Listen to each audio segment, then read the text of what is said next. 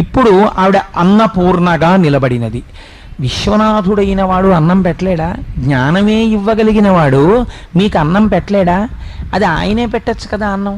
అమ్మవారికి ఇవ్వడం ఎందుకు అన్నం పెట్టేటటువంటి శక్తిని? అంటే శంకరుడు అన్నపూర్ణాదేవిగా అమ్మవారిని నిలబెట్టడం వెనకాతల ఒక రహస్యం ఉంది. తండ్రి బిడ్డడి యొక్క ఆకలిని తెలుసుకోవచ్చు, తెలుసుకోకపోవచ్చు. ఎందుకనంటే ఇది సృష్టిలో మీకు అందరికీ తెలుసున్న రహస్యమే.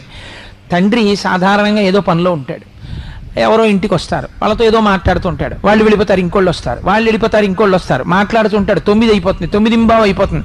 అమ్మా ఆకలేసేస్తోందమ్మా, ఆకలేసేస్తోందమ్మా అంటాడు పిల్లాడు. అమ్మకి తెలుసు. ఆవిడ నిశ్శబ్దంగా లోపలికి వెళ్ళి నువ్వు తినేసేయని గబగబా కంచంలో పెట్టి పిల్లాడికి పెట్టేస్తుంది. అదే తండ్రిని నమ్ముకున్నాడు అనుకోండి, వాడికి రాత్రి 10 అయినా అన్నం ఉండదు. ఎందుకని నేను ఒక యథార్థాన్ని మీకు